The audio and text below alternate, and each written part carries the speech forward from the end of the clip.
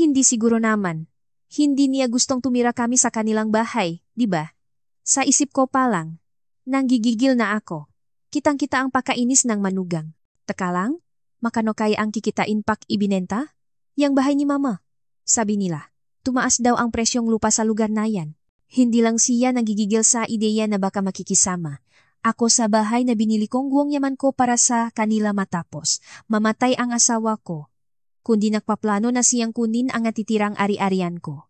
Sa araw na iyon, nakdesisyon ako ng may matinding galit. Tapos na ang buhay na puro paninisi at pangmamata. Pindutin niyo lang po ang subscribe at like button para mas marami pa kaming may bahaging kwento sa inyo. Si Sol ay 67 taong gulang na ngayon. Isang ordinaryong ina na nagbigay ng buwang buhay niya para sa pamilya. Ginugol niya ang kanyang araw na gumigising ng maga para maghanda ng almusal ng pamilya. At pagkaalis ng kanyang asawa, nililinis niya ang bawat sulok ng bahay. Ang kanyang makamay ay laging abala. At ang kanyang puso ay laging nakatuon sa kanyang pamilya. Mayroon si Sol na kaisa-isang anak, si Miggy. Ang 36 taong gulang niyang anak ay ang kanyang ipinagmamalaki at lahat sa kanya. Habang nagtapos si Miggy sa kolehiyo, nakatrabaho, at nagpakasal, si Sol at ang kanyang asawa ay walang sawang nakbigay ng suporta para sa kanilang anak, inubos pati ang pondo para sa kanilang paktanda. Para sa kanila, ang kaligayahan ng kanilang anak ay kaligayahan din nila. At 3 taon na ang nakalipas. Natupad ni Sol ang pangarap niya sa buong buhay. Ang makabiling ang bagong tyondo para sa kanyang anak at manugang. Ibinenta nila ang lahat ng kanilang naipon ng kanyang asawa para makabiling ang magandang tyondo sa Makati. Habang inihahanda ang natitulo, nadesisyon si Sol na iwanan ang kalahating ang tyondo sa kanyang pangalan para sa kanilang paktanda at para makatipid sa buwis. At ang natitirang bahagi ay ipinangalan sa kanilang anak na si Miggy at manugang na si Sophie. Sa araw na iyon, ibinigay ni Sol ang titulo sa kanyang anak at manugang ng may nanginginig na kamay. Nanining ang ngiti sa mukha ni Sol at ang kanyang asawa ay nakangiti rin sa tabi niya. Ngunit ang reaksyon ni Sophie, ang kanyang manugang, ay malayo sa kanyang inaasahan. Tinanggap ni Sophie ang madokumento. Tiningnan sandali, at nagpahayag ng hindi pagkakontento. Mama, nagpapasalamat po ako. Pero medyo malit po pala ang tyondo. 32 square meters lang? Sa panahon ngayon, hindi ba't medyo masikip para sa aming mag-anak? Nanigas ang ngiti ni Sol. Hindi pa dun natapos si Sofie. At hindi ba't masyadong malapit sa bahay niyo? Sabi niyo, 20 minuto lang ang biyahe. Sana po ay mas malayo ang hinanap niyo. Agad na nanghina ang puso ni Sol. Ang kanyang asawa ay nagulat din at tumingin sa kanyang manugang, ngunit si Miggy ay ngumiti na lang ng awkward habang hawak ang kamay ng kanyang asawa. Pilit na ngumiti si Sol at sumagot. Pero maganda ang location dito, maganda ang eskwelahan at madali ang transportasyon kaya ito ang napili namin anak. Mayos din yan pagtagal. Ngunit sa halip na sumagot, bumulong na lang si Sophie ng isang tawa. Ang hapunan nuwang gabing iyon ay napuno ng awkward na katahimikan. Si Sol ay walang sawang naglalagay ng pagkain sa harap ng manugang, ngunit si Sophie ay kumain lang ang kaunti ng walang ganang ekspresyon at ibinaba ang kubyertos. Mula nun, nakaroon ngang hindi nakikitang pader sa pagitan ni Sol at Sophie. Unti-unting hindi na umaaten si Sophie sa mga pagtitipon ng pamilya. Kahit sa holidays o kaarawan ng biyenan, nagdadahilan siya para hindi umaten. Kahit minsan ay pumupunta siya ng pilit, nakaupo lang siya sa sulok, hawak ang kanyang cellphone habang naka-cross arms. Kapag kinausap siya ni Sol, hindi man lang niya itinatayo ang kanyang ulo, at sumasagot lang ng maikli at walang ganang. Opo, ganun po pala. Masakit man ang puso ni Sol sa malamig na ugaling ng kanyang manugang, pinilit niyang magtimpi para sa kapakanan ng pamilya ng kanyang anak. Ang problema ay ang kanyang asawa. Kahit nabigo siya sa ugaling ng kanyang manugang, nagalit pa rin siya kay Sol. Kung hindi mo sana ibinigay ng sobra-sobra, hindi sana mangyayari ito, di ba? Kapag binigay mo ang lahat sa kanila, hindi na nila aalalahanin ang pasasalamat. Nawalan ng kibo si Sol sa sinabi ng kanyang asawa. Mali ba ang ginawa niyang pagpapakita ng pagmamahal? Ngunit patuloy siyang sinisisi ang kanyang asawa. Dapat unti-unti mo lang ibinigay, hindi sa isang biglaan. Kaya iniisip nila na natural lang yan? Noong gabing iyon, hindi makatulog si Sol. Ang nasalitaan ng kanyang asawa ay umulit sa kanyang isip, at ang malamig na tingin ng kanyang manugang ay patuloy na bumabagabag sa kanya. Tumalikot si Sol at bumuntong hininga. Pakaraan nga, 2 buwan. Lumipat ang kanyang anak at manugang sa bagong kondo. Maagang pumunta si Sol sa araw ng paglipat para tumulong sa paglilinis at pag-ayos ng gamit. Kahit pawis na pawis siya sa maghapon, nakaupo lang si Sophie sa sofa at nagbibigay lang ng utos sa mga movers. Pakaraan ng ilang araw pagkatapos ng paglipat, tumawag si Sol para alamin kung mayos ba ang kalagayan ng kanyang anak at manugang. Maingat niyang tinanong kung maari siyang bumisita sa bagong bahay. Si Sophie ang sumagot. Mama, hindi pa po tapos ang pag-ayos namin, at medyo magulo pa po. Sa susunod na lang po namin kayo imbitahan. Nalungkot si Sol, pero pinilit niyang umunawa. Pagkaraan niya 1 buwan, inimbitahan din si Sol sa bahay ng kanyang anak. Masaya siyang nagdala ng maraming pagkain at nagpunta. Pagbukas ng pinto, nakita niya si Sophie na nakaupo sa sofa sa sala at tumayo. Hindi siya mukhang masaya sa pagtanggap. Ibinigay ni Sol ang pagkain at ngumiti ng masaya. Sophie, dinalhan kita ng paborito mong ulam. Kinuha ni Sophie ang pagkain at tumango lang ng walang ganang ekspresyon. Pagkatapos, inakay niya si Sol sa sala at biglang bumuntong hininga at nagsalita. Mama, maganda nga po ang bahay pagtinirhan na. Siguro po, ang 1 kwarto ay magiging bodega na lang. Nawala ang ngiti sa mukha ni Sol nang hina ang kanyang dibdib. Ang bahay na binili niya ng buong yaman, malit pala. Kinagat ni Sol ang kanyang labi at hindi nakapagsalita. Si Sophie ay nagpatuloy sa pagsasalita na parang hindi niya napansin ang ekspresyon ni Sol. Sa panahon ngayon na magkakaanak na, kailangan ng 4 na kwarto. Pero 3 lang ito, di ba? Sa tingin ko, kailangan naming lumipat sa mas malaking lugar. Tumango lang si Sol at uminom ng tisaa. Masakit ang kanyang lalamunan. Hindi man lang umabot ng 1 oras, umuwi na si Sol. Pag-uwi niya, pumasok siya sa kanyang kwarto at isinara ang pinto. Parang may gumuhos sa kanyang dibdib. Sa dami ngang kanyang ginawa, nasaktan pa rin siya. Ngunit pinilit niyang kumbinsihin ang sarili na kailangan niyang magtiis para sa kapayapaan ng niyang anak. Kapag nag-uwi sila ang kanyang manugang, mahihirapan ang kanyang anak. Kaya sinimulan ni Sol na panatilihin ang isang surface level na relasyon. Ngunit pakaraan ng 6 na buwan, bumagsak ang asawa ni Sol na si Greg. Biglaan siyang na-stroke. Tumawag sila ng emergency at isinugot ang kanyang asawa sa emergency room ng ospital. Nanginginig na tinawagan ni Sol ang kanyang anak. Miggy, bumagsak ang tatay mo. Nandito kami sa emergency room ng University Hospital. Sumagot si Miggy ng may gulat na boses. Mama, pupunta ako agad. Ibinaba ni Sol ang telepono at tumawag din sa kanyang manugang. Ngunit iba ang reaksyon ni Sophie. Mama, maimportante po akong lakad ngayon? Si Miggy na lang po ang pupunta. Hindi makapaniwala si Sol. Importante ba ang lakad niya kaysa sa kanyang biyena na bumagsak? Nanginginig ang boses ni Sol at muli siyang nagsalita. Sophie, delikado ang kalagayan ng tatay mo. Pwede ka bang sumama please? Tumahimik si Sophie sandali at malamig na sumagot. Mama, patawad po, pero hindi ko talaga kayang pumunta. Naputol ang tawag. Nanatili si Sol na tulala habang hawak ang kanyang cellphone. Tumulo ang kanyang luha. Ang lamig na naramdaman niya mula sa kanyang manugang ay parang kutsilyo na tumusok sa kanyang puso. Si Greg ay na-confine sa ospital ng 3 linggo. Sa panahong iyon, ni minsan ay hindi bumisita si Sophie sa ospital. Si Miggy ay dumalaw 2 o 3 beses sa 1 linggo, ngunit hindi siya nagtagal. Si Sol ay naisa na nagbantay sa kanyang asawa sa gabi sa ospital. Isang gabi, hinawakan ni Greg ang kamay ni Sol. Ang kamay ni Greg ay mas payat at mas malamig kaysa dati. Mahal, makinig ka sa akin. Ang boses ni Greg ay mahina ngunit matigas. Huwag kang masyadong umasa kay Miggy. May sarili silang buhay. Ang pagtanda mo, dapat ikaw ang mahanda. Pinunasan ni Sol ang kanyang luha at tumango. Nagpatuloy si Greg sa pagsasalita.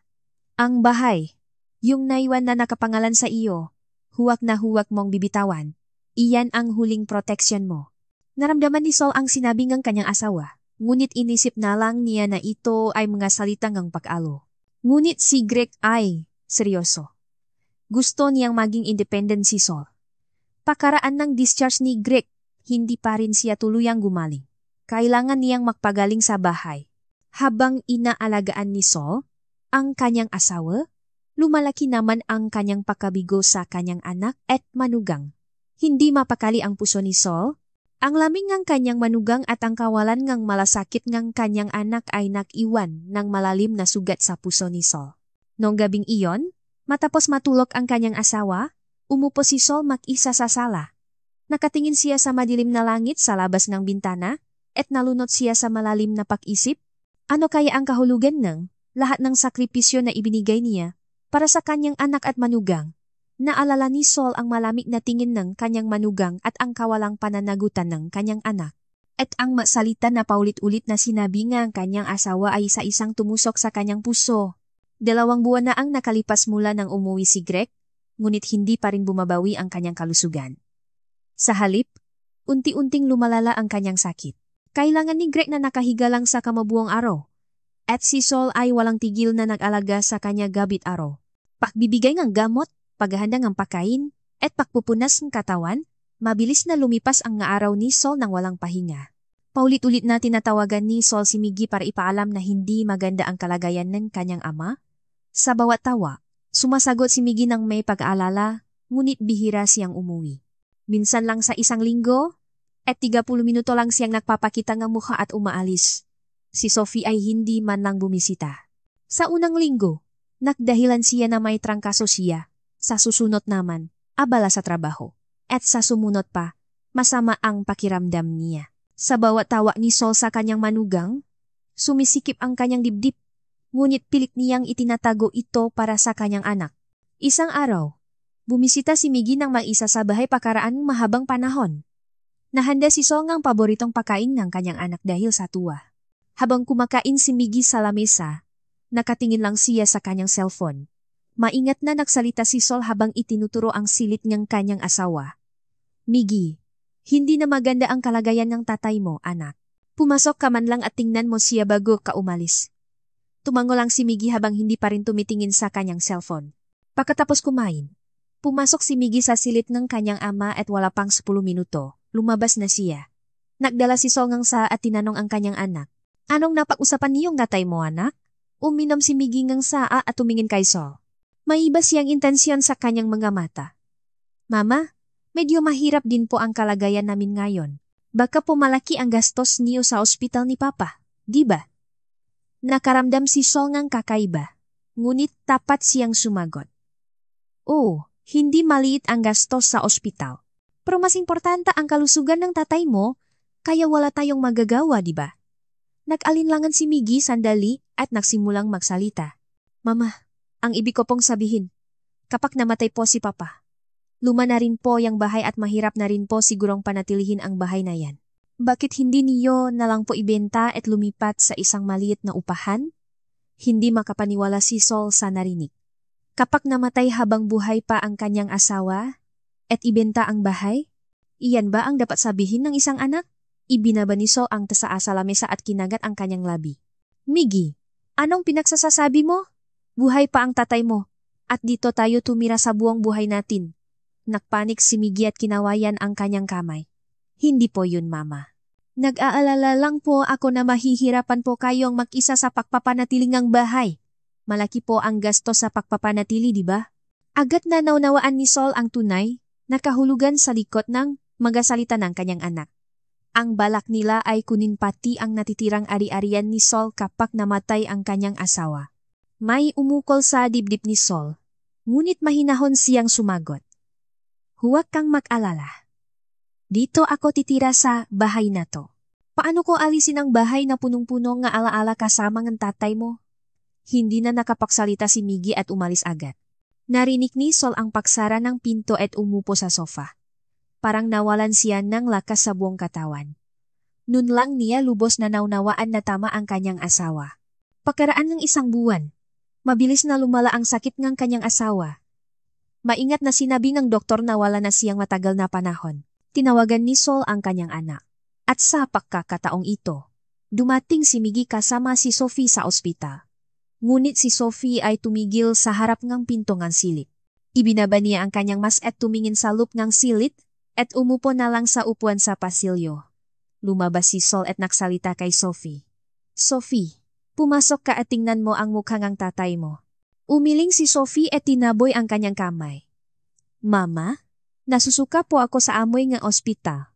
Dito na lang po ako maghihintay. Hindi na nagpumilit si Sol.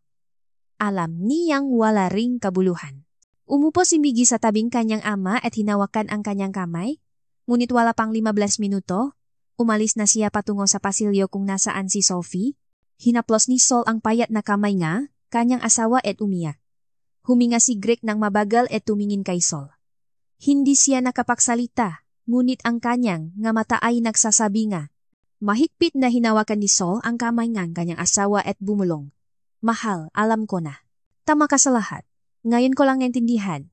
Mahina lang na humawa si Greg sa kamay ni Sol.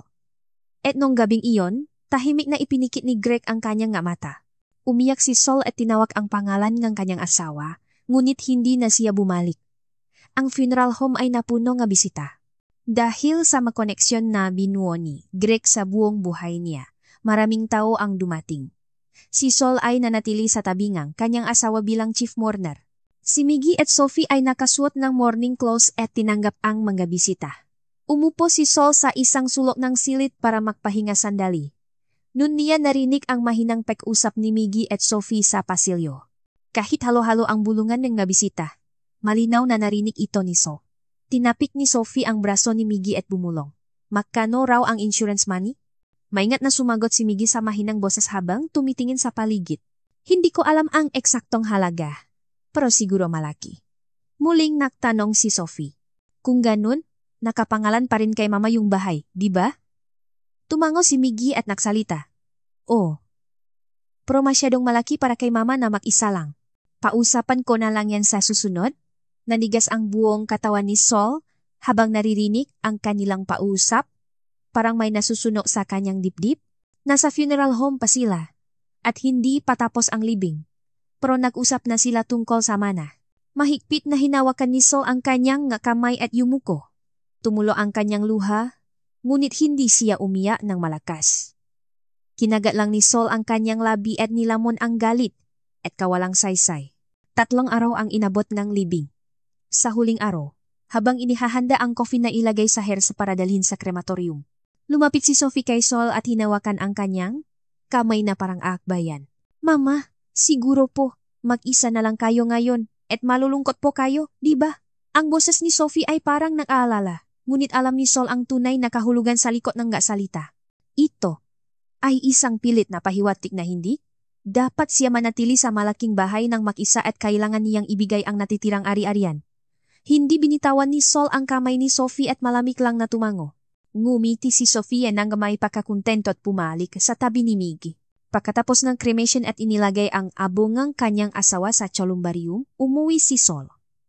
Ang tahimik na bahay ay napakalaki at ang kawalan ng kanyang asawa ay labis na naramdaman. Umupo si Sol sa sofa sa sala at nakatingin lang sa pader. Gaano katagal siya ron? Biglang naisip ni Sol na kailangan niyang ayusin ang naiwang gamit ng kanyang asawa.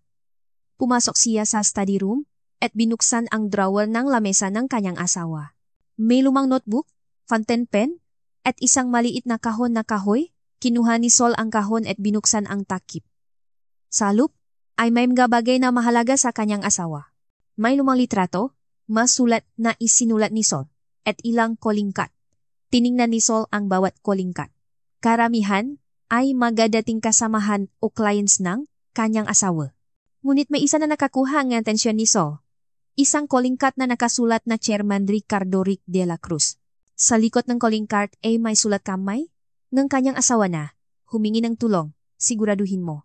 Hinawakan ni Sol ang calling card at matagal niya itong tiningnan. Bakit itinagungang kanyang asawa ang calling card na ito? At bakit isinulat niya na kailangan niyang humingi ng tulong? Mahigpit na hinawakan ni Sol ang calling card sa kanyang dibdib at nalunod sa malalim na pag-isip. Lumalim na ang gabi, ngunit hindi pa rin makatulog si Sol.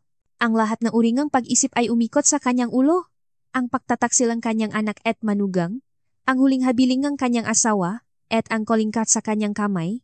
Humiga si Sol sa kama at nakatingin sa kisame, at lalong tumibay ang kanyang desisyon. Kinaumagahan, kinuha ni Sol ang kolingkat at dinampot ang telepono. Nanginginig ang kanyang daliri, ngunit dinayal niya ang numero. Tumunog ito ngang 3 beses, at narinig niya ang boses ng isang lalaki. Hello? Nagbukas ng labi si Sol sa nangginginig na boses. Ah, kayo po ba si Chairman Ricardo de la Cruz? Ako po si Sol de la Vega, asawa ni Greg de la Vega. Ang tawag kay Chairman Rick ay mas matagal kaysa sa inaasahan. Nang ipakilala ni Sol ang sarili, tila nagulat si Chairman Rick at tumaas ang kanyang boses.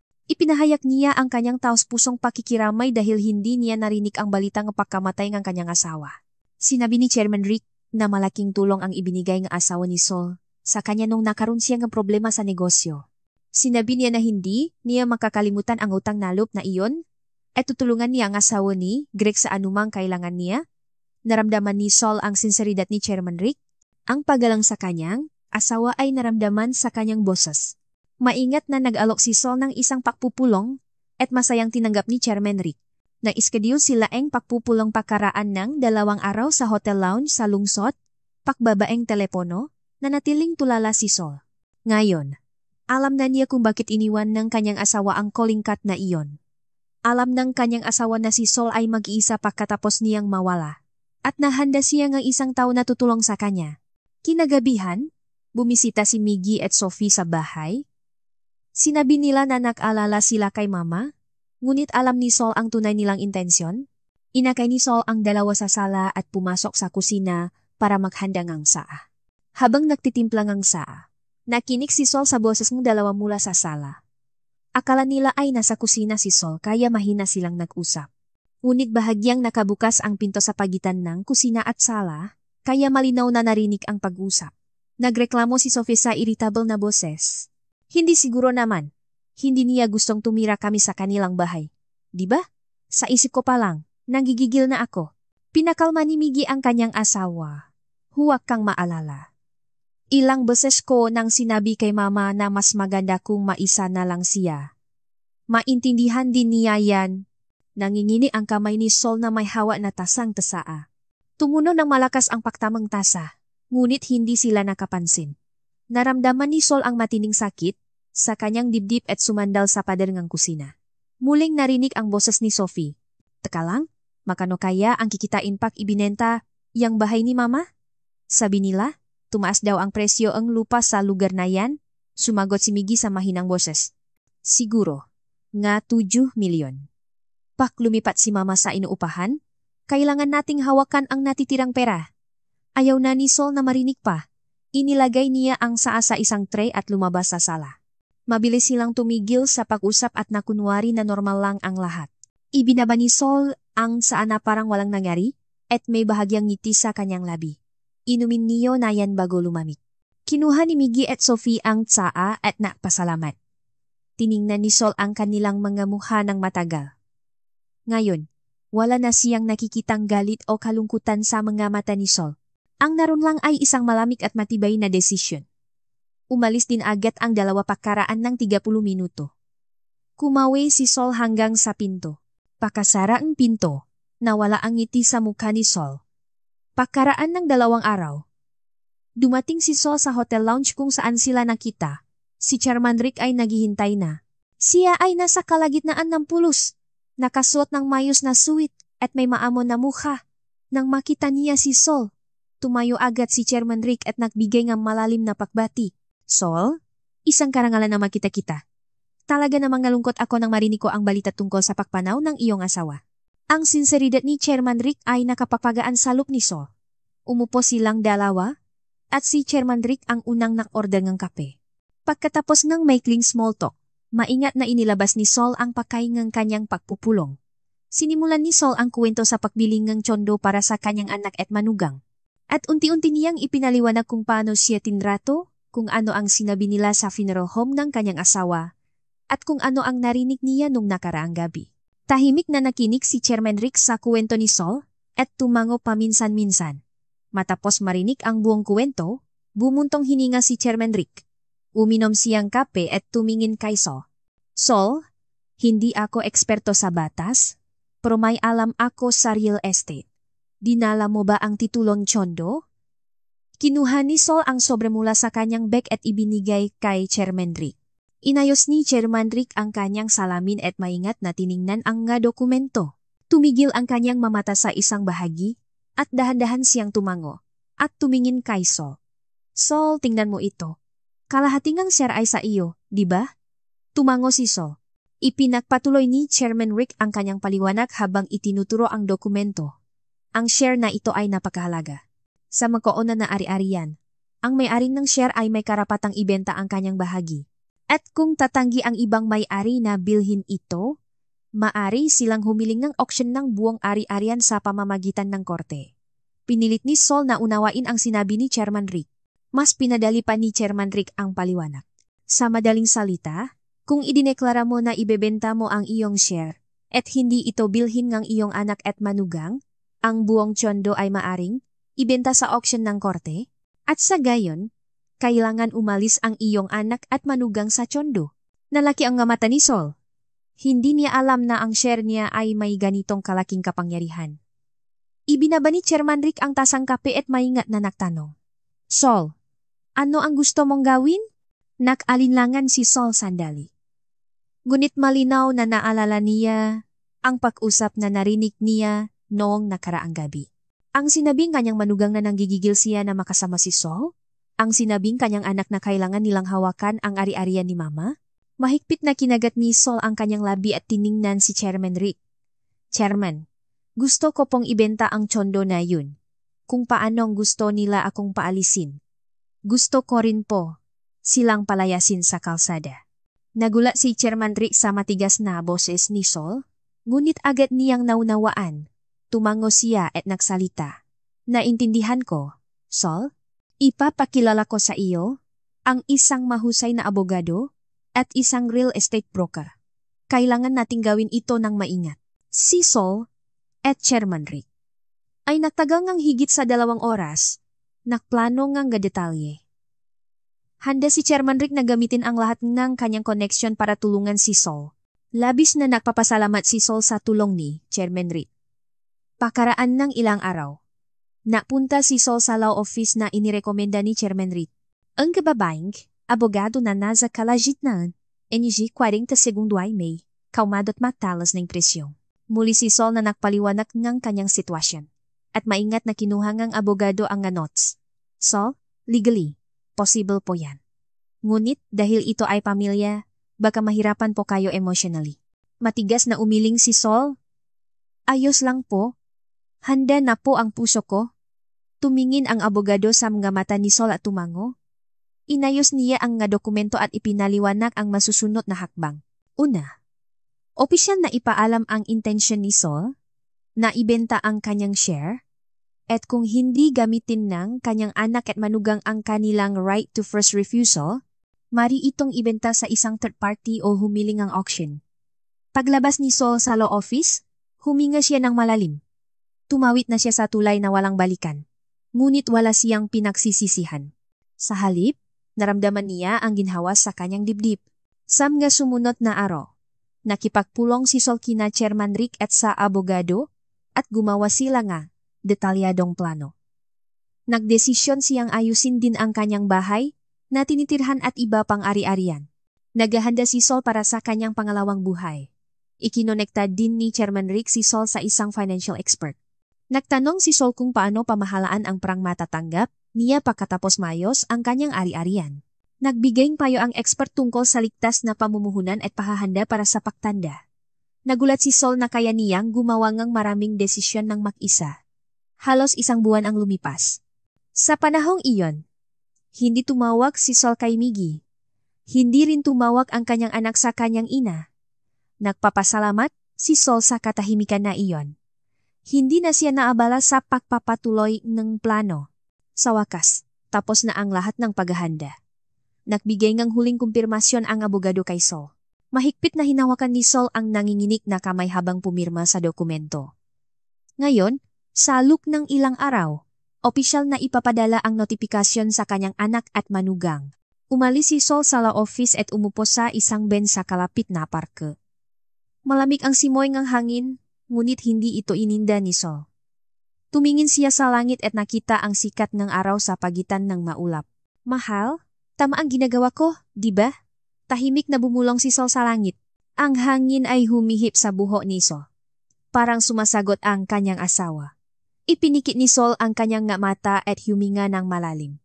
Kinagabihan, nakatanggap si Sol kang wak mula kay Chairman Rick. Nag-alok si Chairman Rick na maghapunan sila kinabukasan. Sinabi niya na gusto niya siyang aliwin sa kanyang mahirap na panahon. Nagpasalamat si Sol at tinanggap ang alok. Ibinaba ni Sol ang telepono at tumayo sa harap ng salamin. Iba ang nakikita niya sa salamin kaysa noong nakaraang buwan. Mas matalim ang kanyang mga mata at may buhay sa kanyang muha. Ngumiti si Sol sa sarili niya sa salamin. Isang linggo na ang nakalipas mula nang may padala ang notifikasyon. Araw-araw, pagising ni Sol, tinitingnan niya ang kanyang cellphone. Alam niyang tatawag ang kanyang anak. Ngunit, kakaiba, walang tawag. Kinumpirma niya kay Chairman Rick at sinabi niya na naihatid na ang registered mail sa kanyang anak at manugang. Ang notifikasyon na ipinadala bilang content certificate ay naglalaman ng intensyon ni Sol na ibenta ang kanyang share at ang pangangailangan na sumagot kung gusto nilang bilhin ito sa loob ng 30 araw. Kasama rin dito ang babala na kung hindi nila bibilhin, ibabenta niya ito sa isang third party o magpapatuloy sa legal na proseso. Inaasahan ni Sol na tatawa man lang ang kanyang anak. Sa tingin niya, magtatanong man lang siyang dahilan.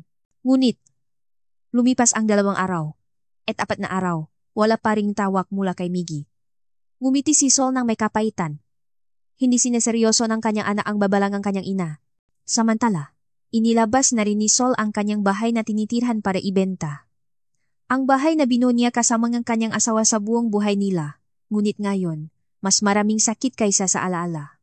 Ang broker na ipinakilala ni Chairman Rick ay nakakita ngang mamimili sa loob ng 1 linggo.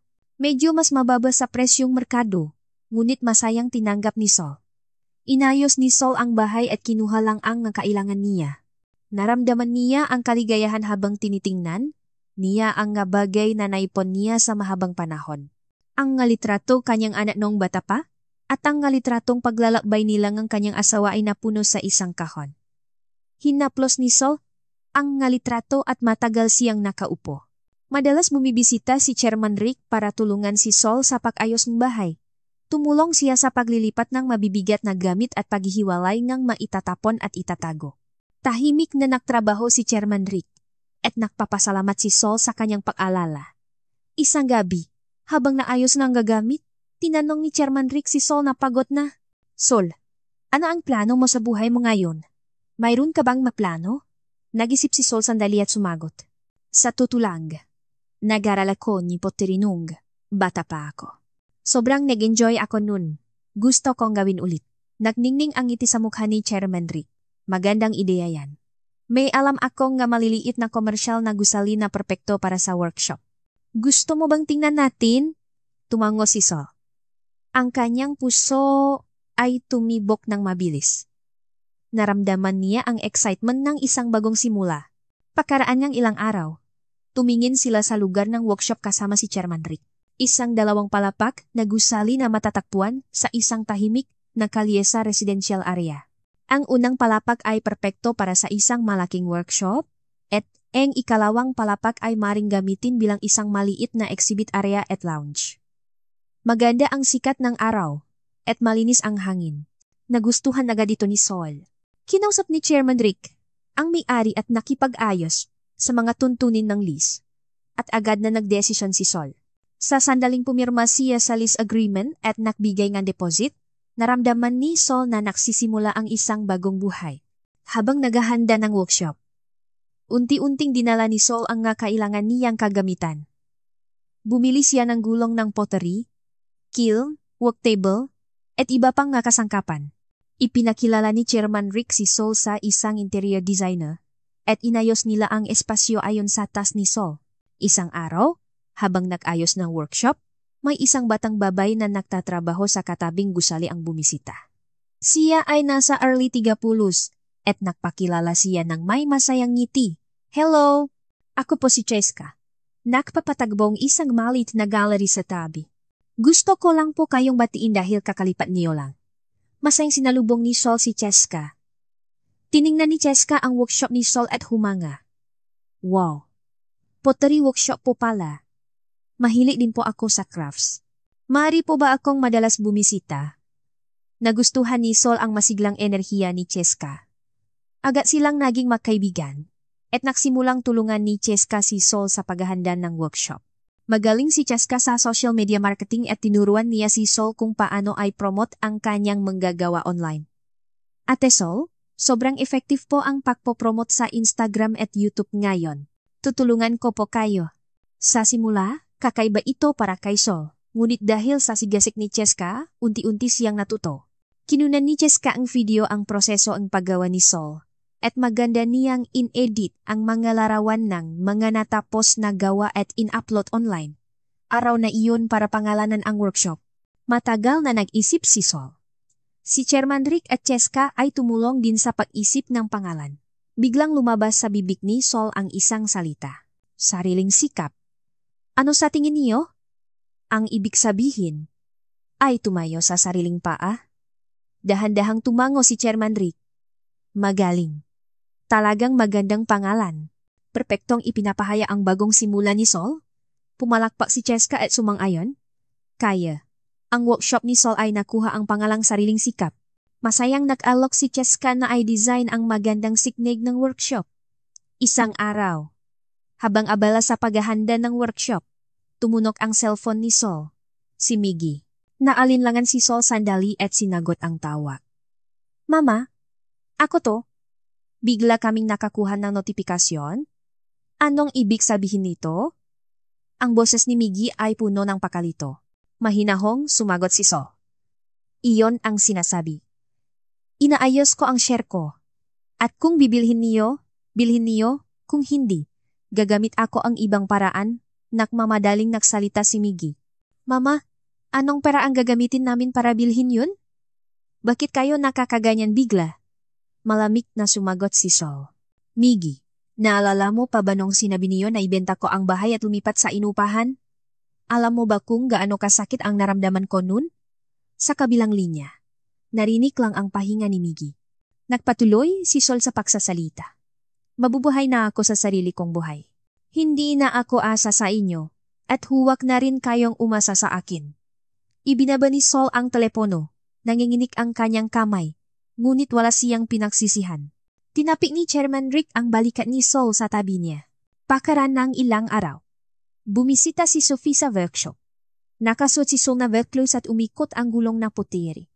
Tumayo si Sophie sa harap ng panto at tumingan sa loop na workshop. Mama, nasaan po tayo? Anong nangyari sa bahay?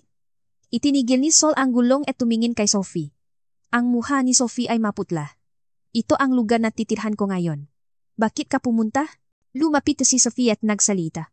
Mama, i-cancel niyo na po yung notifikasyon. Paano po namin kukunin ang pera na yun? Please po. Pinunasan ni Sol ang kanyang kamay at tumayo. Sophie, naaalala mo pa ba kung paano mo ako tinrato? Narinig ko lahat nung nausap kayo tungkol sa insurance money sa funeral home ng tatay mo? Namutla ang mukha ni Sophie. Nagpatuloy si Sol sa pagsasalita. Narinig ko rin nung sinabi mo na nanggigigil ka na makasama ako. Wala rin akong balak na makasama ka. Pero bakit ka nagmamakaawa sa akin ngayon? Umiyak si Sophie at lumuhod. Ngunit hindi na tinak si Sol.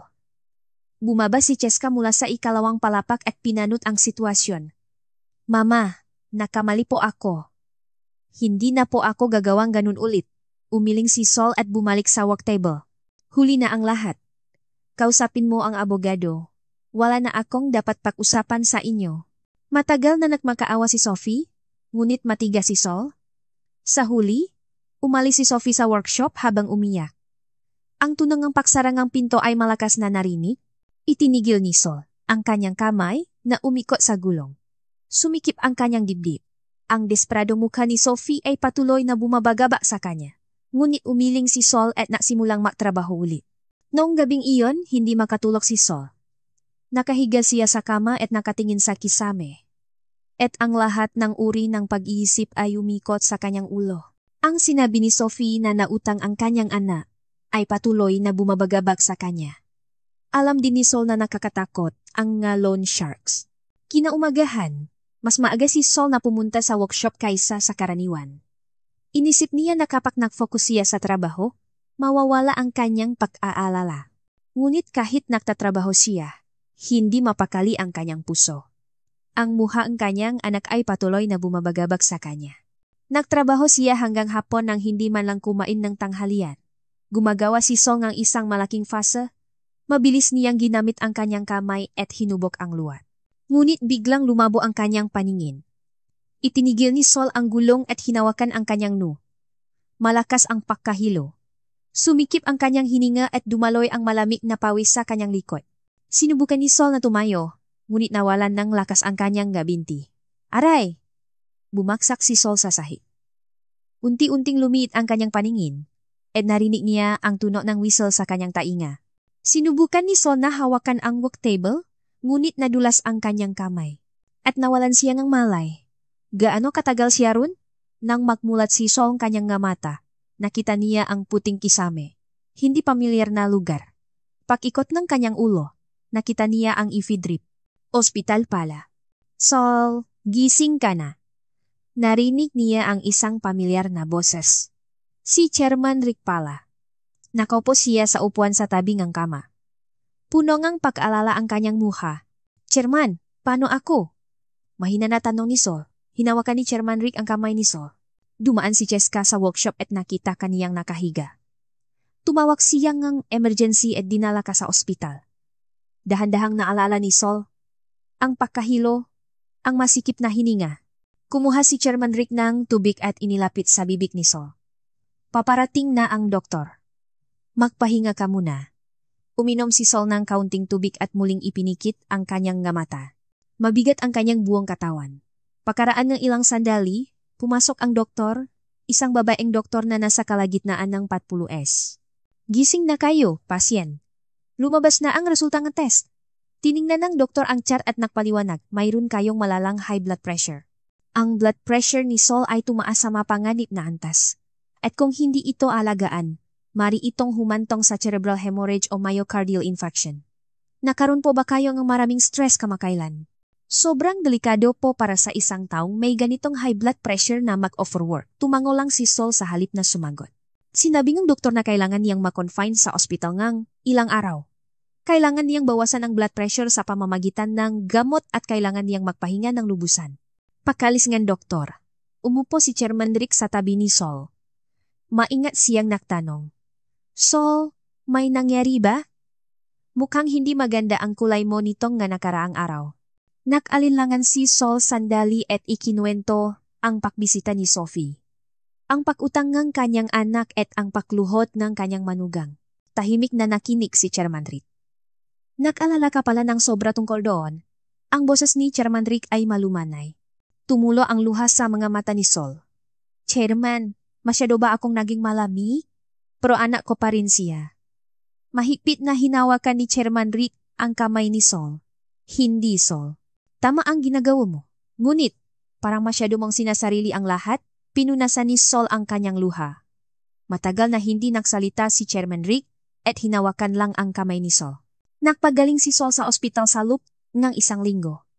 Araw-araw bumibisita si Chairman Rick. Minsan, umaga siya dumarating at umaalis na lang sa gabi. Tinitingnan niya kung may kailangan si Sol at kung maayos ba siyang kumakain. Madalas ding bumibisita si Cheska. Nagdadala siyang prutas at snacks at nag-ulat tungkol sa sitwasyon ng workshop. Sa kabutihang palad, maayos na pinamamahalaan ni Cheska ang nga orders. Ate Sol, huwag po kayong maalala. Ako na po ang bahala sa lahat. Alagaan niyo po muna ang kalusugan niyo. Ang masiglang boses ni Cheska ay nagbigay ngang lakas kay Sol. Mahigpit na hinawakan ni Sol ang kamay ni Cheska at nagpasalamat. Isang gabi. Mas huli kaysa sa karaniwan na bumisita, si Chairman Rick sa silid. May dala siyang ledger ng workshop. Habang naka-confine si Sol, maingat na ininspeksyon ni Chairman Rick ang financial status ng workshop. Sol, maayos na tumatakbo ang workshop. Stable din ang kita. Huwag kang mag-alala. Ang nga salita ni Chairman Rick ay nagbigay ng ginhawa kay Sol. Ngunit mabigat pa rin ang kanyang puso. Nabasa ni Chairman Rick ang ekspresyon ni Sol. Iniisip mo ang anak mo, di ba? Tumango si Sol. Hinila ni Chairman Rick ang upuan at dahan-dahang nagsalita. Sol, maari ko bang sabihin ang iniisip ko? Tumingin si Sol kay Chairman Rick. Maingat na nagpatuloy si Chairman Rick sa pagsasalita. Ang pagbabayad ng utang ng iyong anak ay pansamantalang solusyon lamang. Maulit lang ang parehong problema. Ang tunay na tulong ay ang pagpapa-independent sa kanila. Pinaisipan ni Sol ang masalita ni Chairman Rick. Nagpatuloy si Chairman Rick sa pagsasalita. Tulungan mo sila ng may kondisyon. Bayaran mo ang utang, ngunit gumawa kang isang istruktura kung saan maari silang maging independent sa hinaharap. Iyan ang tunay na pagtuturo. Nagbago ang tingin ni Sol. Tumagos sa kanyang puso ang sinabi ni Chairman Rick. Hindi lang ito pagbibigay ng pera, kundi pagbibigay ng pagkakataon para magbago sila. Paano ko po gagawin yan? Tanong ni Sol. Ngumiti si Chairman Rick at sumagot. Tutulungan kita. Gumawa tayo ng plano ng magkasama. Noong gabing iyon, matagal na nag-usap si Sol at Chairman Rick. Nag-usap sila tungkol sa kung anong kondisyon ang ibibigay nila kay Miggy at Sophie at kung paano nila pamumunuan ang kanilang pagbabago. Sa unang pagkakataon, naramdaman ni Sol ang pag-asa. Kinaumagahan, sinabi ni Sol sa doktor na gusto na niyang umuwi. Ayaw ng doktor dahil maaga pa, ngunit nakpumilit si Sol. Sa huli, nakbigay ang doktor ng gamot at nakbabala na huwag siyang mag-overwork. Sa arong discharge, dinala ni Chairman Rick ang kanyang sasakyan. Huminga ng malalim si Sol paglabas niya sa ospital. Pumasok ang malinis na hangin sa kanyang baga. Chairman, salamat po. Malaking tulong po talaga ang ibinigay niyo. Sinabi ni Sol ng may sinseridad. Malumanay na ngumiti si Chairman Rick at binuksan ang pinto ng kotse. Natural lang, yan. Ngayon, pumunta na tayo para ayusin ang problema ng iyong anak. Sumakay si Sol sa kotse at tumingin sa labas ng bintana. Ang tanawin kalye ay mukhang bago. Handa na si Sol na simulan ang huling pagtuturo. Pag-uwi sa workshop, sinabi ni Sol kay Cheska na magpapahinga siya ng ilang araw. At tumawag siya sa abogado. Humiling siya na mag-schedule ngang pagpupulong kay Miggy at Sophie. Nag-schedule ang abogado pagpupulong pagkaraan ng 3 araw, alas 10 ng umaga. Ang lugar ay ang law office. Marami pang dapat ihanda si Sol hanggang sa araw na iyon. Gumawa sila ni Chairman Rick ng dokumento para sa conditional support plan. Noong gabi bago ang pagpupulong, muling tiningnan ni Sol ang nga dokumento. Economic Self-Reliance Plan Submission Condition, Divorce Lawsuit Withdrawal Letter, 3-year Self-Reliance Period Setting ay mainggat na nakasulat. Isinara ni Sol ang dokumento at tumingin sa labas ng bintana. Kinabukasan, makikita niya ulit ang kanyang anak at manugang. Ang puso ni Sol ay tumibok ng mabilis, ngunit sigurado siyang hindi siya matitinag sa pagkakataong ito. Kinaumagahan ng pagpupulong, mas maaga si Sol na gumising kaysa sa karaniwan. Tumayo siya sa harap ng salamin at mayos na nakbihis. Nagsuot siya ng itim na blouse at kulay abo na pantalon at mayos na inayos ang kanyang buhok. Tiningnan ni Sol ang sarili niya sa salamin at huminga ng malalim. Naghihintay si Chairman Rick sa harap ng workshop na nakasakay sa kotse. Nang sumakay siya sa kotse, tumingin si Chairman Rick kay Sol. Handa ka na ba? Tumango si Sol. Sa loop ngang 30 minutong biyahe patungo sa law office, hindi masyadong nag-usap ang dalawa. Ngunit hindi awkward ang katahimikan. Pagdating sa law office, nakita nila si Miggy at Sophie na nandun na. Nakaupo ang dalawa sa tabi ng isa't isa sa sulok ng conference room. Mukhang payat si Miggy at kinakagat naman ni Sophie ang kanyang kuko. Nang buksan ni Sol ang pinto ng conference room, agad na tumayo si Miggy. Tumayo rin si Sophie. Hindi nagbago ang ekspresyon ni Sol nang makita sila. Sumunod sina Chairman Rick at ang abogado. Umupo kayo. Malamig ang boses ni Sol. Umupo ulit sina Miggy at Sophie. Umupo si Sol sa tapat nila at inilagay ang briefcase sa lamesa. Nagsimula muna ang abogado. Ipinaliwanag niya ang layunin ng pagpupulong at ang proseso. Nakikinig sina Miggy at Sophie ng may kaba. Pagkatapos ng paliwanag ng abogado, kinuha ni Sol ang nga dokumento. Miggy, magkano ang utang mo sa loan shack? Tanong ni Sol. Yumuko si Miggy at sumagot sa mahinang boses. Mangga 50 milyong won po. Tumango si Sol at inulak ang dokumento sa harap ni Miggy. Tiningnan ni Miggy ang dokumento. Nagsalita si Sol. Babayaran ko ang utang na yan. Lumiwanag ang mukha ni na Miggy at Sophie. Ngunit itinaas ni Sol ang kanyang kamay para pigilan sila. Pero may condition. Sa sinabi ni Sol, tumahimik ang conference room. Hinabol ni na Miggy at Sophie ang hininga at tiningnan si Sol. Mahinahon na nagpatuloy si Sol sa pagsasalita. Una, bawiin niyo ang divorce lawsuit. Kailangan niyo matulungan sa loob ng 3 taon. Kinagat ni Sophie ang kanyang labi. Tumango si Miggy. Kinuha ni Sol ang pangalawang dokumento. Pangalawa, magbigay kayo ng Economic Self-Reliance Plan para sa 3 taon. Isulat niyo kung paano kayo kikitang pra at kung paano kayo mag-ipon. Magulat kayo kay Chairman Rick. Tumango si Chairman Rick at tumingin kina Miggy at Sophie. Kinakabahan ang dalawa. Sinabi ni Sol ang pangatlong condition. Pangatlo, pumirma kayo sa agreement na ito. Ito ay isang legal na dokumento na nagsasabing hindi na kayo hihingi ng ari-arian sa akin sa hinaharap. Inilagay ng abogado ang agreement sa harap ni Miggy. Nanginginig ang kamay ni Miggy habang binabasa ang dokumento. Ang puso ni Sol ay masakit habang tinitingnan ang kanyang anak. Ngunit pinilit niyang maging matatak. Mama, nanginginig ang boses ni Miggy. Tiningnan ni Sol si Miggy ng direkta. Miggy, makinig ka ng mabuti. Babayaran ko ang utang niyo. Ngunit wala na akong ari-arian na ipapamana sa inyo. Ngayon, kailangan niyo na labanan ang mundo sa sarili niyong lakas. Matigas ang boses ni Sol. Lumabas ang luha sa mga mata ni Miggy. Yumuko si Sophie at hindi nakapagsalita. Kung hindi niyo tatanggapin ang kondisyon na ito, babalik na ako. Kung ganoon, kailangan niyo na harapin ang mga loan shark sa sarili niyo. Ang huling banta ni Sol. Nahari ang mabigat na katahimikan sa conference room. Tiningnan ni na Miggy at Sophie ang isa't isa. Si Sophie ang unang tumango at sumunod si Miggy. Tinatanggap po namin, sabi ni Miggy. Ibinigay ni Sol ang panulat kay Miggy. Pumirma si Miggy sa agreement ng may nangingini na kamay. Pumirma din si Sophie sa tabi niya. Pagkatapos ng pagpirma, nagsalita si Chairman Rick. Ako ang magbabantay sa proseso ngang self-reliance niyo sa loob ngang 3 taon. Magbigay kayo ngang plan bawat buwan at magulat ng inyong pagpapatupad. Kung hindi niyo tutuparin ang inyong pangako, agad natitigil ang suporta ni Sol. Yumuko sina Miggy at Sophie. Mahinahong ipinaliwanag ni Chairman Rick ang susunod na hakbang. Ang pagpupulong ay bawat unang Lunes ng buwan para magulat at maghanap ng solusyon kung may problema. Pagkatapos ng pagpupulong, tumayo si Sol. Lumapit si Miggy at tumayo sa harap ni Sol. Tumulo ang luha mula sa mga mata ni Miggy. Mama, pasensya na po talaga. Napakalaki pong pagkakamali ko. Inilagay ni Sol ang kanyang kamay sa balikat ng kanyang anak at tahimik siyang nagsalita. Miggy, ayos lang kung naintindihan mo na ngayon. Magpakabuti ka sa hinaharap. Hindi na nagsalita pa si Sol at umalis sa conference room. Habang naglalakad sa pasilyo, pinunasan ni Sol ang kanyang luha. Tahimik na naglakad si Chairman Rick sa tabi ni Sol.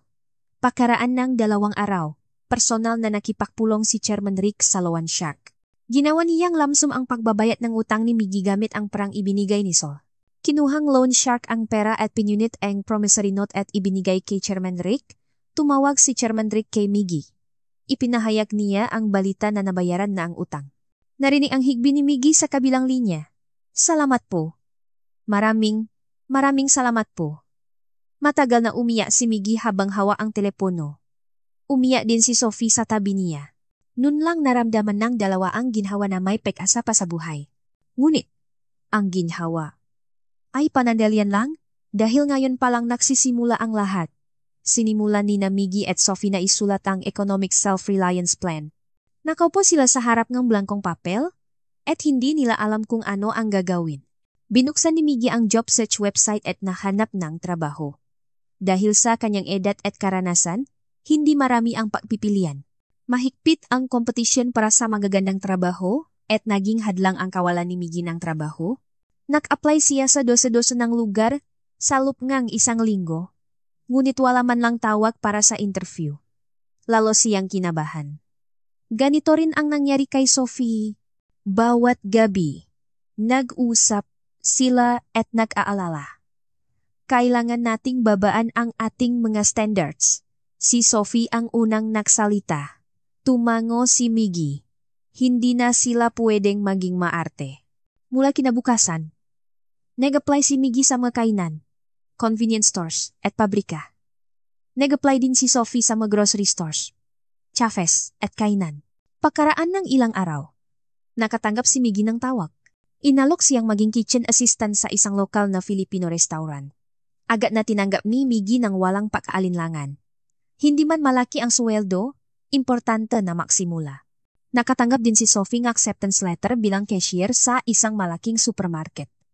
Sa unang arawng trabaho, gumising si Miggy ng alas 5 ng umaga. Nagbubukas ang kainan ng alas 6 ng umaga. Nagsuot si Miggy ng apron at pumasok sa kusina.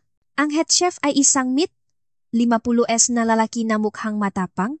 Unang araw mo ngayon, di ba? Magsimula ka muna sa pahugas ng pinggan. Itinuro ang head chef ang sink. Yumuko si Miggy at nagsimulang maghugas ng pinggan. Ang makaldero at plato na punong-puno ngang mantika ay nakatambak. Mabilis na namaga ang kamay ni Miggy, ngunit hindi siya huminto. Napaso ang kanyang kamay sa mainit na tubig at pumasok ang mantika sa kanyang kuko. Ngunit pinilit ni Miggy na magpatuloy sa pahuhugas ng pinggan. Sa oras ng tanghalian, bumaha ang nga orders, ang kusina ay naging gulo. Sumisigaw ang head chef habang nagluluto at nagdadala naman si Miggy ng pinggan at naghahanda ng nga sangkap. Walang oras para huminga. Alas 3 ng hapon na nang makapagpahinga sila sandali. Umupo si Miggy sa likod ng kusina at mabilis na uminom ng tubig. Ang kanyang buong katawan ay basang-basa ng pawis at ang kanyang likod ay parang mapuputol. Kumusta? Mahirap, di ba? Pero magaling ka para sa unang araw. Sabi ng head chef habang umupo sa tabi ni Miggy. Tumango si Miggy. Nagpatuloy ang head chef habang naninigarilyo. Kailangan mong lakas ng katawan para magtrabaho dito. Kailangan mong tumakbo araw-araw. Nakinig si Miggy sa sinabi ng head chef at naghanda. Kailangan niyang gawin ang trabaho na ito. Wala siyang ibang pagpipilian. Nagsimula na rin si Sophie sa kanyang unang arong trabaho. Ang supermarket ay bukas mula alas 9 gram umaga hanggang alas 10 gram gabi. Umupo si Sophie sa cashier booth at sinalubong ang mga customers. Sa simula, hindi siya pamilyar sa pag-scan ng barcodes, pakwenta ng halaga, at pagproseso ng card payments. Nagmamadali ang mga customers at nagpanik si Sophie. Sa oras ng tanghalian, humaba ang pila sa checkout counter. Sinubukan ni Sophie na makproseso nga bayarin ng mabilis, ngunit madalas siyang nakakamali, naka-error ang card at hindi lumabas ng mayos ang receipt. Nagreklamo ang isang mid-aged na lalaki. Hindi ba sobrang bagal? Lilipat na lang ako sa iba. Namula ang mukha ni Sophie. Humingi siya ng tawad at sinubukang ulitin, ngunit lalo lang nanginginig ang kanyang kamay. Ang katabing cashier ang tumulong at naayos din nila. Pagkatapos ng trabaho, umuwi sina Miggy at Sophie at bumaksak sa sofa ng magkatabi. Masakit ang kanilang buong katawan. Tahimik lang silang nakatingin sa kisame. Ganito pala ang pakiramdam ng nagtatrabaho. Bulong ni Miggy. Tumango si Sophie. Sa buong buhay nila, ngayon lang nila naintindihan kung ano ang tunay na paggawa. Lumipas ang isang buwan. Unti-unting nasasanay na sina Miggy at Sophie sa trabaho. Hindi na lang pahugas ng pinggan ang ginagawa ni Miggy kundi paktulong na rin sa pagluluto. At bumilis naman ang pakwenta ni Sophie. Unang araw ng sweldo. Kinuha ni Miggy ang envelope at matagal niya itong tiningnan. Tiningnan din ni Sophie ang kanyang payslip. Hindi man malaking pera. Espesyal ito para sa kanilang dalawa. Ito ang pera na kinita natin. Sabi ni Sophie. Tumulo ang luha sa mata ni Miggy. Sa unang pagkakataon, naramdaman nila ang pagmamalaki na kumita sila ng para sa sarili nilang pawis. Kinagabihan, ginawa ni Miggy at Sophie ang kanilang economic self-reliance plan. Inayos nila ang kanilang kita at gastos sa loob ng isang buwan at gumawa ng plano para sa pag-ipon. Kahit hindi malaki ang plano para sa pag-ipon, importante na nagawa nila. Sa susunod na Lunes, nakipagpulong sina Miggy at Sophie kay Chairman Rick. Maingat na binasa ni Chairman Rick ang kanilang plan at tumango siya at nagsalita. Magaling ang ginagawa niyo. Kung ganito, kaya niyo yan sa hinaharap. Ang pagpupuri ni Chairman Rick ay nagbigay ngang lakas kina Miggy at Sophie. Nagbigay pa ngang ilang payo si Chairman Rick. Paano bawasan ang gastos? paano maging matipid sa pamimili, at paano magsimula ngang maliit na investment. Lumipas ang 2 buwan at 3 buwan. Patuloy na nagtrabaho sina Miggy at Sophie. Mahirap, ngunit hindi sila sumuko. Dahil sa kasipagan ni Miggy, itinaas siya ng head chef bilang cook assistant at si Sophie ay naging cashier team leader. Unti-unting tumaas ang kanilang sweldo. Bawat buwan, nag-ipon sina Miggy at Sofia ng 30, 0 pesos. Naramdaman nila ang pagmamalaki habang nakikita ang pagdamingang pera sa bank account nila. Isang gabi, kinuha ni Miggy ang isang sobra. At dahan-dahan siyang nagsimulang magsulat, isang sulat, para kay Sol. Inilagay ni Miggy sa sulat ang lahat ng nararamdaman niya. Kung gaano siya nagsisisi sa kanyang ina at kung paano niya nantindihan ang ngaaral ng kanyang ina ngayon. At nagpasalamat siya ng maraming beses. Pagkatapos niyang isulat ang sulat, inilagay niya ito sa envelope at sinara. At kinaumagahan, inilagay niya ito sa mailbox. Umasa siyang makarating ito kay Sol. Matagal siyang nakatingin sa mailbox.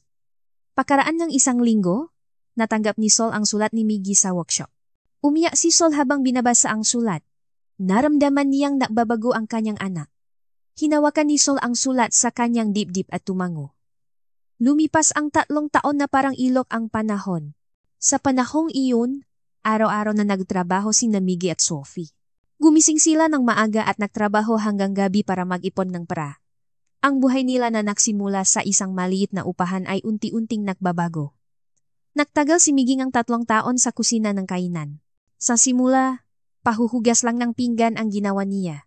Ngunit ngayon, tumutulong na siya sa head chef sa pagluluto. Pinuring ng head chef ang kasipagan ni Miggy at tinatanong na rin ang kanyang opinyon sa paggawaing menu. Ganito rin ang nangyari kay Sophie. Nagsimula siya bilang cashier, ngunit ngayon, assistant manager na siya ngang store. Pinamahalaan niya ang sales at staff training at natuto siya ngang responsibilidad.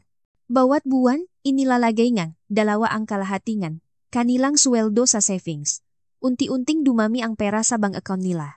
Bawat buwan, nakikipagpulong sina Miggy at Sophie kay Chairman Rick para magulat. Nagbigay sila ng plan na naglalaman ng kanilang kita at gastos. At hindi naktipid si Chairman Rick sa pagbibigay ng papuri at payo. Taos puso niyang sinusuportahan ang pagbabago ng dalawa. Sa huling buwan ng 3 taon, nakaipon sina Miggy at Sophie ng 2 milyong pesos. Hindi sila makapaniwala habang tinitingnan ang perang iyon. Nagulat sila na kaya nilang mag-ipon ng ganito kalaking pera sa sarili nilang pawis. Isang gabi, nagsalita si Miggy kay Sophie. Gusto mo bang magsimula tayo ng isang bagay sa perang ito? Tiningnan ni Sophie si Miggy. Seryoso ang mukha ni Miggy. Marami akong natutunan sa kusina. Kaya ko na siguro magsimula ng isang maliit na snack bar. Nag-isip si Sophie sandali. At dahan-dahan siyang tumango. Sige, gawin natin. Sa sarili nating lakas. Sinimulan ng dalawa na mahanap ng commercial space. Hindi nila kayang kumuha ng malaking kainan. Ngunit posible ang isang maliit na snack bar. Pagkatapos tumingin sa maraming lugar sa loob ng 1 buwan, nakita nila ang isang maliit na espasyo sa isang lokal na kalye. 50,000 pesos ang deposit at 5,000 pesos ang upa bawat buwan. Maliit lang ang espasyo, ngunit maganda ang lokasyon. May mga paralan at residential area sa malapit, kaya may mga taong dumadaan. Pumirma sina Miggy at Sophie sa contract. Bumili sila ang mga lumang kagamitan sa kusina at mga lamesa at upuan gamit ang natitirang pera. Binili nila lahat ng second hand, ngunit nilinis nila ito ng mayos at inayos. Araw ngang pagpapangalan sa tindahan. Matagal na nag-isip sina Miggy at Sophie. Maingat na nag-alok si Sophie. Sariling sikap snack bar. Ano sa tingin mo? Nag-isip si Miggy sandali at tumango. Perpekto ang pangalan para sa kanilang dalawa. Nag-order si Sophie banner at nilinis ni Miggy ang loop at labas ng tindahan para sa pagbubukas. Sa araw ng pagbubukas, maga sina Miggy at Sophie na gumising para maghanda. Gumawa silang ng sarsangwek-wek, nahanda ng lumpiang toge, at inayos ang sangkap ng pancit. Alas, 10 ng umaga, binuksan nila ang tindahan. Sa simula, hindi marami ang customers.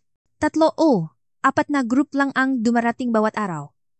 Ngunit sigurado ang galing ni Miggy sa pagluluto. Hindi na sayang ang 3 taon niya sa kusina. Dahil sa masarap na lasa, unti-unting dumami ang customers. pakaraan ng isang buwan, nakaroon na sila ng regular customers.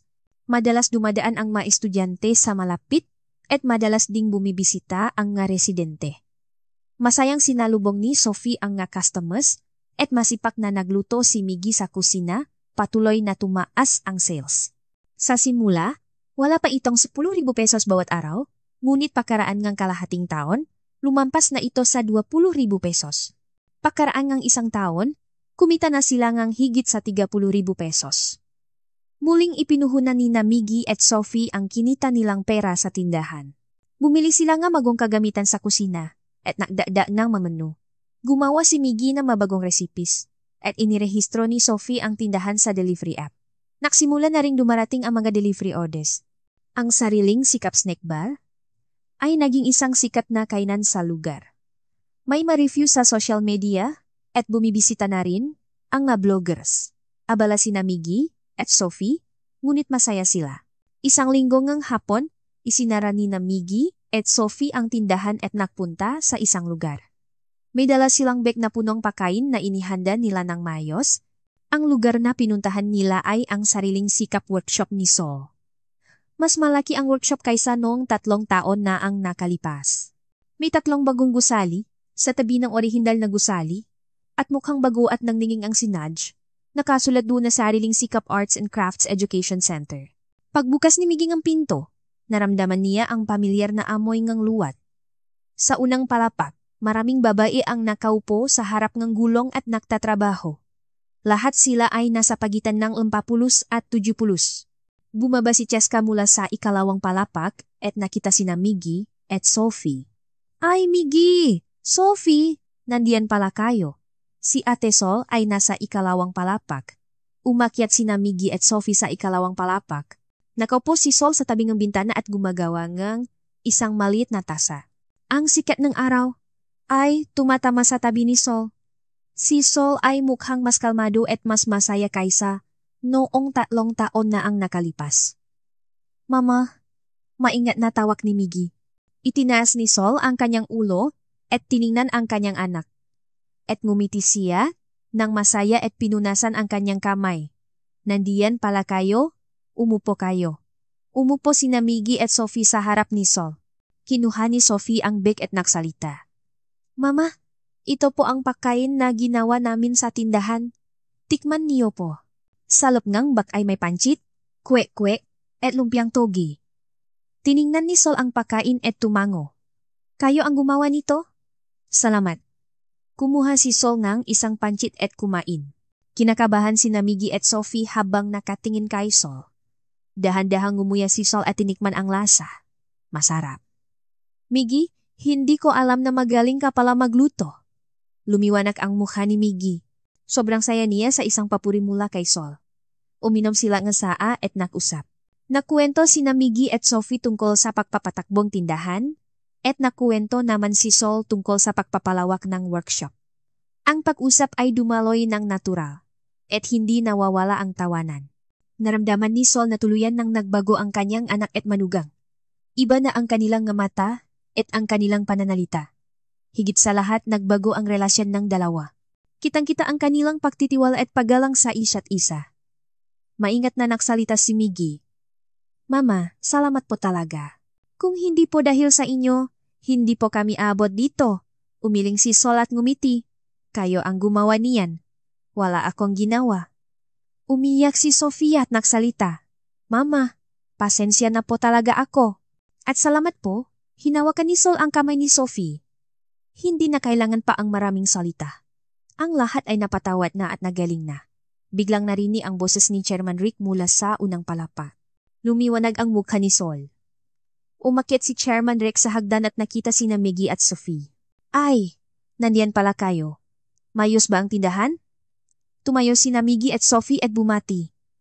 Ngumiti si Chairman Rick at tinapik ang kanilang balikat. Natural na umupo si Chairman Rick sa tabi ni Sol. Naramdaman ni Miggy ang ginhawa na hindi nag-iisa ang kanyang ina. Ang pagmamahal ni Chairman Rick kay Sol ay kitang-kita sa kanyang mata. Pagkaraan ng 1 oras na pag-usap, tumayo sina Miggy at Sophie. Kailangan nilang bumalik sa tindahan para maghanda para sa hapunan. Si Sol at Chairman Rick ay naghatid sa kanila hanggang sa unang palapak madalas kayong bumisita. Para makita ko man lang kayo. Opo, Mama, babalik po kami sa susunod na linggo. Pagkaalis ni Miggy at Sophie, bumalik si Sol at Chairman Rick sa workshop. Ang sikat ng araw sa hapon ay tumatama sa bintana. Tumayo si Sol sa tabi ng bintana at tiningnan ang sikat ng araw. Tumayo si Chairman Rick sa tabi ni Sol. Tahimik silang nakatingin sa sikat ng araw. Maingat na hinawakan ni Chairman Rick ang kamay ni Sol. Hindi tinaboy ni Sol ang kamay niya. Sol, masaya ka ba? Tanong ni Chairman Rick. Dahan-dahang tumango si Sol. Opo, masaya po ako. Talaga po. Ngumiti si Chairman Rick. Tiningnan ni Sol ang sikat ng araw at inisip. Tama ang landas na pinili niya, 3 taon na ang nakalipas. Ang pahihiganti ay hindi pagwasak, kundi pagtuturo. At ang pagtuturo na iyon ay nakpalago, hindi lang sa kanyang anak kundi pati na rin sa sarili niya. Wala nang dalahin si Sol. Ang pag-alala sa kanyang anak, ang pagka-obses sa ari-arian, ang pagsisisi sa nakaraan, lahat ay binitawan na niya. Nakatayo si Sol sa workshop na itinayo niya sa sarili niyang lakas, kasama ang taong mahal niya, habang tinitignan ang pinakamagandang pagtanda. Narinig ang tunog ng bababae na nagpapaikot ng gulong sa unang palapag. Nagsisimula na rin sila ng bagong buhay tulad ni Sol. Ang kanilang pangalawang buhay pagkatapos makretiro, ang oras para patunayan ang sarili nilang halaga. Pinalawak ni Sol ang workshop at nagtuturo ng mas maraming babay. Hindi lang crafts ang itinuturo niya, kundi ang kahalagahan ng economic independence at mental self-reliance. Si Sol ay isa ng respetadong businesswoman sa komunidad. Si Cheska ay naging matata na partner ni Sol. Makasama silang gumawa ng mga educational programs at pinalawa ang online sales. Ang pangalan ng sariling sikap ay lalong nakilala ng maraming tao. Si Chairman Rick ay laging nasa tabi ni Sol. Nagbigay siya na business advice at tumulong kung may problema. Sila ay naging matatak na kasama sa buhay. 1 taon na ang nakalipas, formal na nagpropose si Chairman Rick kay Sol. Sinabi niya na naghanda siya ng isang maliit na bahay sa tabi ng workshop at gusto niyang makasama si Sol. Hindi nag-atubili si Sol. Natural na tinanggap niya ito. Tahimik na nagpakasal ang dalawa. Hindi sila nakdaos ng malaking kasalan, ngunit nakdaos sila ng isang maliit na party kasama ang mga malalapit na tao. Dumalo sina Miggy at Sophie, at taos pusong nakbati. Nagsimula sina Sol at Chairman Rick ng isang twilight romance sa bahay sa tabi ng workshop. Sa umaga, naglalakat sila ng makasama. Sa hapon, nagtatrabaho sila ng makahiwalay. At sa gabi, kumakain sila ng makasama at tinatapos ang araw. Simple ngunit kumpletong kaligayahan. Nakbago ang ma-season. At nakbago ulit. Ang workshop ni Sol ay laging puno ng tao. Mataong gustong matuto, mataong gustong bumili ng magawa, at mataong gustong makinig sa kwento ni Sol. Hindi ikinubli ni Sol ang kanyang karanasan. Taos puso niyang ikinuwento ang pagtataksil, ang pagpaplano ng paghihiganti, at kung paano ito nagligtas sa lahat. Ang matao ay naantig sa kwento ni Sol at nakaruan ng lakas ng loop. Ang sariling sikap snack bar ni Miggy at Sophie ay patuloy na umunlad. Ngayon, lumaki na ito hanggang sa kaya na nilang kumuha ng 2 staff. Patuloy silang masipak na nagtrabaho at nag-ipon ng pera. Ang pangarap nila ay makaroon ng mas malaking tindahan balang araw. Minsan sa isang linggo, bumibisita sina Miggy at Sophie kay Sol. Minsan nagdadala sila ng pagkain. At minsan naman, gusto lang nilang makita ang mukha ng kanilang ina. Sa bawat pagkakita ni Sol sa kanila, natutuwa siya. Mukhang taos puso silang masaya. Isang linggo ang hapon, nakaupo si Sol nang mag-isa sa isang maliit na silid sa ikalawang palapak ng workshop. Ang paglubok ng araw ay tumatama sa labas ng bintana. Ang langit ay kulay orange at pink. May hawak si Sol na tasa at dahan-dahang uminom ng tasa. Ang mainit na tasa ay dumaloy sa kanyang lalamunan. Ipinikit ni Sol ang kanyang mga mata at inalala ang mga nakaraang panahon. Ang alaala kasama ang kanyang asawa, ang pagpapalaki sa kanyang anak, ang sandaling ang pagtataksil, ang ngagabing ang pagpaplano ng pahihiganti, at ang bagong simula. Ang lahat ng sandali ay nagdala kay Sol sa lugar niya ngayon. Wala siyang pinagsisihan. Masakit man, ngunit ang nga panahong iyon ay nagpalago sa kanya. At nagbigay din siya sa kanyang anak ng tunay na self-reliance. Binuksan ni Chairman Rick ang pinto at pumasok. May dala siyang isang paboritong bulaklak ni Sol. Anong iniisip mo ng malalim? Umupo si Chairman Rick sa tabi ni Sol at inabot ang bulaklak. Kinuha ni Sol ang bulaklak at inamoy. Iniisa-isa ko lang ang mga nakaraang pangyayari. Marami pala ang nangyari para makarating ako dito. Hinawakan ni Chairman Rick ang kamay ni Sol. Pero sa huli, naging maayos ang lahat, di ba? Masaya ka. At masaya rin ang iyong anak. Wala nang mas maganda pa rito. Tumango si Sol at ngumiti. Tama si Chairman Rick. Ang lahat ay bumalik sa tamang lugar. Makasama silang nakatingin sa paglubok ng araw sa labas ng bintana. Lalo pang lumalalim ang sunset. Puno na ang langit ng pula. Itinatak ni Sol sa kanyang puso ang sandaling ito. Sa workshop na itinayo niya sa sarili niyang lakas, kasama ang taong mahal niya, habang tinitingnan ang pinakamagandang paktanda. Kalmado si Sol. Lubos siyang masaya. Wala na siyang hihilingin pa. Mahigpit na hinawakan ni Sol ang kamay ni Chairman Rick at tiningnan ang paklubok ng araw. Ang sunset sa langit ay unti-unting lumulubok sa dilim, ngunit ang puso ni Sol ay puno ng liwanag. Ang kuwento ni Sol ay naktatapos dito. Isang kuwento na nagpakita na ang paghiganti ay minsan ang pinakamakapangyarihang pagtuturo, hindi pagwasak. Pinalayas man ni Sol ang kanyang anak at manugang, ngunit binigyan niya silang pakakataon para sa tunay na self-reliance.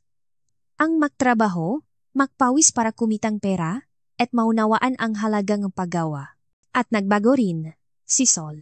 Bago siya naging ina, naging isang artist, isang businesswoman, at isang minamahal na babae sa kanyang pangalawang buhay. Minsan, ang malamig na pagpili ay ang tunay na pagmamahal.